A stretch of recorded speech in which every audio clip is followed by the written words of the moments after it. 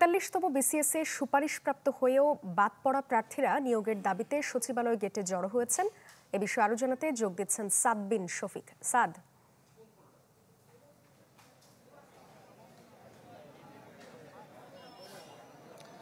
সাদিয়া, সচিবালয়ে আজকে কিন্তু আমরা সকাল থেকে দেখেছি ৪ নম্বর গেটের সামনে আন্দোলন করছিলেন যারা সাব ইন্সপেক্টর পদে তাদের প্রশিক্ষণের মধ্যে যাদেরকে বাদ দেওয়া হয়েছে।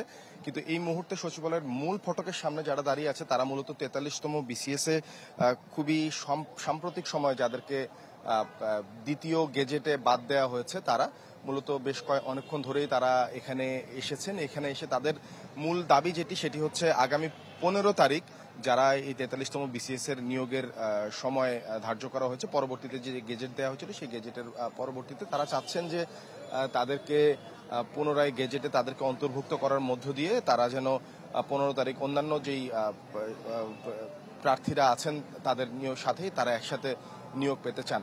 সব মিলিয়ে তারা এখানে সর্বমোট ২ দফায় ২২৭ জনকে এই গেজেট থেকে বাদ দেওয়া হয়েছে।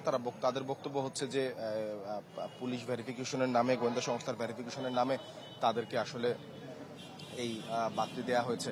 আমি এখানে যারা আছে তাদের সাথে একটু কথা বলতে চাচ্ছি। এখানে আজকে আপনারা এখানে সমবেত হয়েছেন আসলে কি উদ্দেশ্যে? আসলে সমবেত না, আমরা বিভিন্নভাবে স্যার আমাদের পৃথকভাবে অ্যাপ্লিকেশন দিতে বলছে, তো আমরা মোটামুটি সবাই সবার যার যার মতো চলে আসছি। আমাদের এখানে কোনো সমাবেশ বা সমবেত হওয়ার কোনো বিষয় না। আমরা এখানে এসে সবাই এক জায়গায় যেতে হয়েছি, তাই আমরা অ্যাপ্লিকেশন নিয়ে আসছি। আমরা স্যারকে আমাদের এসে অ্যাপ্লিকেশনটা দিতে চাই। অ্যাপ্লিকেশনটা মূলত কিসের জন্য? আমরা আসলে স্যারকে রিকোয়েস্ট করতে চাই, আমরা অনুরোধ করি যে আমরা যদি প্রথম গ্রেজেটে আমাদের নাম অন্তর্ভুক্ত ছিল, আমরা আসলে জানেন যে আসলে একটা দীর্ঘ প্রক্রিয়ার মধ্যে দিয়ে আমাদের আসলে এই মানে স্বপ্নের অর্জন হয়েছে আর কি। তো আমরা প্রথম গেজেট যখন পেলাম তখন আমরা 17 নভেম্বরে আমরা জয়েনিং করব। সেটা একটু পিছায় গিয়ে হচ্ছে যে আপনার 1 জানুয়ারি দিলেন, 25 সালের 1 জানুয়ারি। আমরা দেখছিলাম যে আমরা জয়েন করব, সেই স্বপ্নই দেখছিলাম, কিন্তু 30 ডিসেম্বর এসে দেখি আমাদের আসলে গেজেট থেকে নাম নেই। আমরা হতাশাগ্রস্ত হয়ে পড়েছি ভাই। আপনাকে অনেক ধন্যবাদ।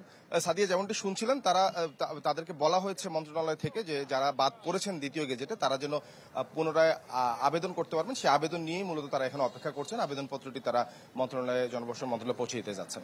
সাদ, আপনাকে ধন্যবাদ। সচিবালয় গেট থেকে যোগ দিয়েছিলেন সাদ বিন শফিক।